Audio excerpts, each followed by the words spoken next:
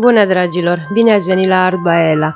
În acest tutorial am să reciclez o cutie de la o conservă, din care am să obțin un suport pentru flori, în care eu am pus un pui de aloe vera, sau o cutie pentru a păstra diferite accesorii. Am folosit cârlige de rufe, pânză de iută, ghinde, conuri și flori artificiale. Dacă vă place această idee, lăsați un like sau puteți să-mi spuneți părerea voastră în secțiunea de comentarii.